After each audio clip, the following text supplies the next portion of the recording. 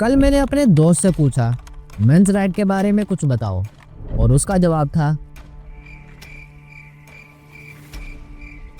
उसका चेहरा मुझे समझा गया कि हमारी सोसाइटी ने लड़कों के हकूक को कैसे इग्नोर किया है।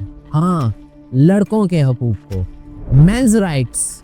हंसी आती है ना, लेकिन सोचिए, जब एक लड़का डाइवोर्स के बाद अपनी पूरी जिंदगी की मेहनत का 50% होता है, तब उसका दुख कोई क्यों नहीं समझता। जब एक लड़का अपने बच्चों से मिलने की भीख मांगता है, तब वो क्यों विलन बन जाता है। जब एक लड़का अपने जज्बात शेयर करे तो उसे क्यों वीक समझा जाता है। हर तरफ वुमेन राइट्स के बारे में बात होती है, लेकिन लड़कों के लिए कोई आवाज क्यों नहीं उठाता। क्या हर लड़का सिर्फ एक एटीएम है? आज हम एक ऐसे टॉपिक के बारे में बात करेंगे जिसके बारे में शायद आपने कभी सोचा भी ना होगा। Men's rights.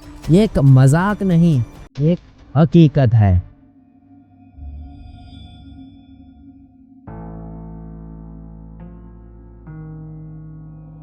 क्या कभी किसी ने सोचा है कि लोग मेंस राइट्स के बारे में सुनते ही क्यों हंसी उड़ाते हैं? क्यों लड़कों के हकूक का मजाक बन गया है? तारीख के हर मोड़ पर लड़कों को सिर्फ एक जिम्मेदारी के तौर पर देखा गया है।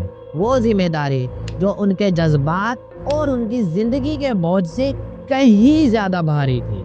एक बच्चा जब पैदा होता है तो सबसे पहला सबक उसे ये मिलता है, मर्द बन, रो मत।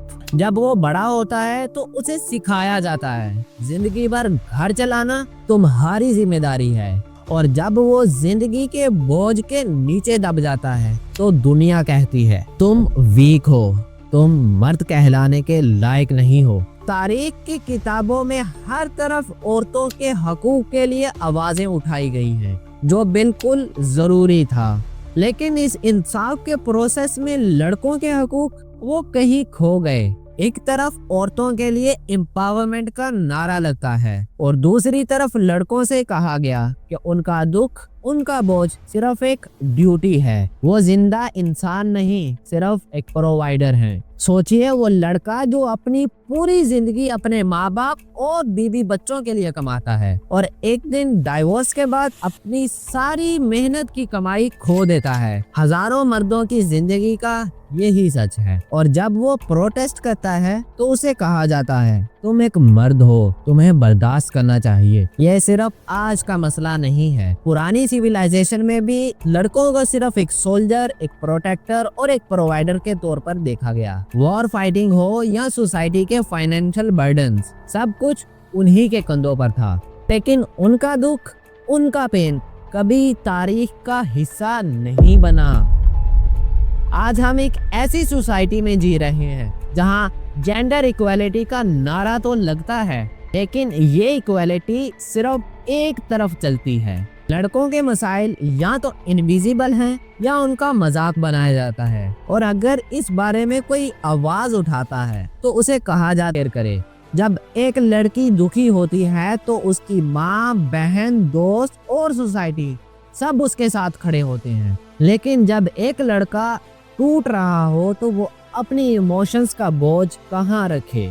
ये दुनिया एक अजीब कॉन्ट्राडिक्शन है। लड़कों को कहा जाता है मर्द बन, रो मत, लेकिन अंदर ही अंदर उनके जज्बात उन्हें खा जाते हैं। सोचिए, जब एक लड़का इमोशनल ब्रेकडाउन का शिकार होता है तो लोग कहते हैं डिप्रेशन, एंजाइटी, ये सब एक्सक्यूजेज हैं, तुम मर्द हो, संभालो खुद को। लेकिन अगर वो अपने जज्बात छुपाकर जीने की कोशिश करे तो एक दिन उसका दिल भर जाता है। लड़कों की ये चुप उन्हें अंदर ही अंदर खोखला कर देती है। एक ऑफिस वर्कर जो दिन रात मेहनत करता है, अपनी महीने की सैलरी से अपने घर का हर खर्चा उठाता है, लेकिन एक दिन जब वो अपनी थकन या अपने दुख का इजहार करे तो उसे कहा जाता है, ऐसी बातें मर्द नहीं करते। तो क्या वो मर्द इंसान नहीं? क्या उसके कोई जज्बात नहीं? क्या उसका दुख किसी के लिए इम्पोर्टेंट नहीं? एक और मसला, लड़कों की मेंटल हेल्थ पर बात करना एक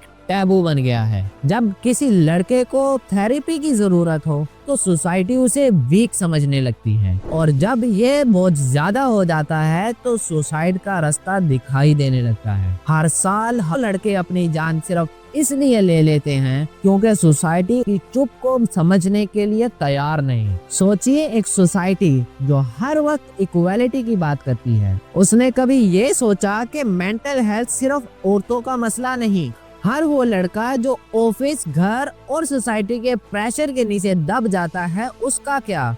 और अगर वो लड़का अपने राइट्स के लिए आवाज उठाता है तो उसे कहा जाता है, तुम मर्द हो, तुम्हें किस बात की शिकायत है? लड़कों की ये चुप, ये जज्बात जो उनके अंदर दब कर रहते हैं, तो मर्द की है जो सोसाइटी के दोहरे मयारों के नीचे दब गया है, जिसने अपने जज्बात छुपाए, अपना दुख छुपाया सिर्फ इसलिए कि उसे ये सिखाया गया था एक मर्द का दुख दिखाई नहीं देना चाहिए। लेकिन सवाल ये है, ये कब तक चलेगा? और हम एज अ सोसाइटी कब इस इनजस्टिस को समझने के लिए तैयार होंगे? सोचिए, एक लड़का इक्वालिटी की बात करे तो लोग उसे तंज करते हैं। अगर वो अपने जज्बात का इजहार करे तो लोग उसे वीक समझते हैं। अगर वो अपने राइट्स के लिए स्टैंड ले तो उसे एक्यूज किया जाता है कि वो औरतों के हकूक के खिलाफ है। लेकिन असल बात ये है, ये लड़ाई औरतों के हकूक के खिलाफ नहीं है, ये लड़ाई इंसाफ की है। हर जेंडर के लिए इंसाफ और हर इंसान के लिए इंसाफ। इक्वालिटी का मतलब है बैलेंस। लेकिन